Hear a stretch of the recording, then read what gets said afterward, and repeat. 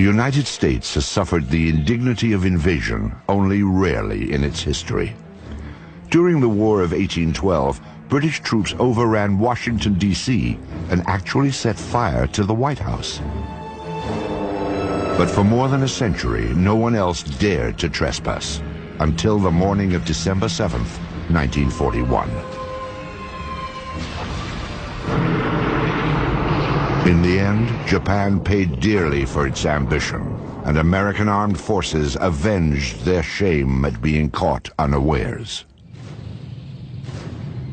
With the end of World War II, the Soviet Union emerged as America's most threatening adversary.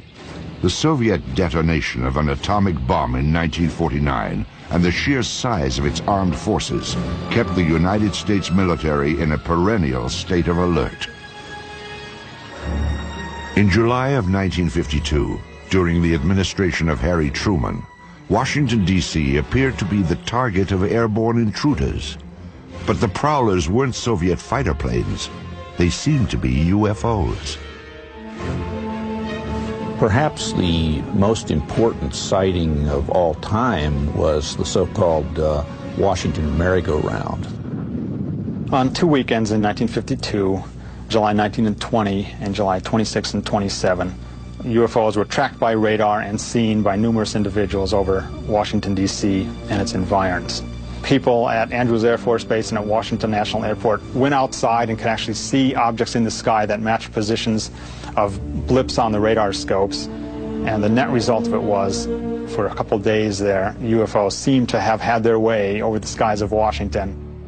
On the third day of the sightings, as operators tracked the mysterious signals, curiosity suddenly turned to panic. The objects were heading toward the prohibited airspace over the Capitol and the White House itself. The Pentagon ordered jets from an airbase in Delaware to intercept the intruders. Al Chop was the Air Force's civilian spokesman on UFO issues. He was called to the radar room at Washington National as the dramatic incident unfolded. We were observing about 4 or 5 known flights and about 12 to 14 UFOs. And we saw the flight coming in from Delaware. We could see them on the radar scope, and the moment they came on the scope, all the UFOs disappeared. The fighter planes patrolled the empty skies for some 20 minutes, but there was nothing to intercept. However, when the jets returned to base, the UFOs promptly reappeared on radar. And then when they came back, after the interceptors left, the fact that they immediately came back on the scope, I was very apprehensive. Again, jets were sent aloft. One pilot reported seeing the UFOs, which he described as blue and white lights. Then he reported that they were closing in. We could also see them on the radar scope, and we could see his return and the unknowns grouping around him. And he said, "They're all around me."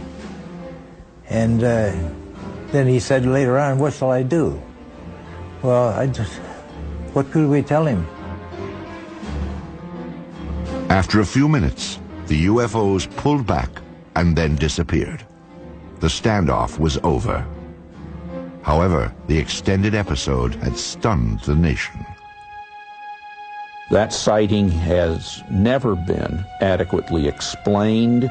Because it happened in Washington, D.C., it alerted everybody right on up to the President of the United States and caused a national press conference by the Chief of Intelligence of the Air Force to try to calm everybody down. We have received and analyzed between 1,000 and 2,000 reports that have come to us from all kinds of sources.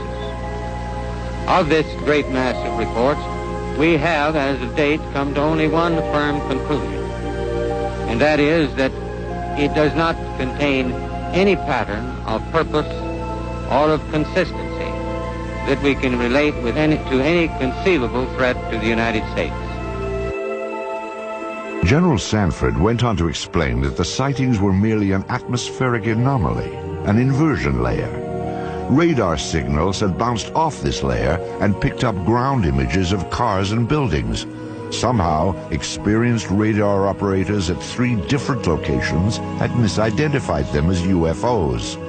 The press dutifully took down the story. They bought the explanations. It was still standard practice, and it was for many years, to accept whatever the government said about flying saucers, no matter how foolish it was when you looked at it carefully. The people at Washington National Airport and at Andrews were expert radar people and personnel. They'd been there for many, many years and could easily differentiate between ground clutter and true metallic objects. I mean, if they couldn't, they shouldn't have been radar operators. The senior radar air traffic controller at Washington National Airport, Harry Barnes, wrote his own account of the so-called Washington merry-go-round.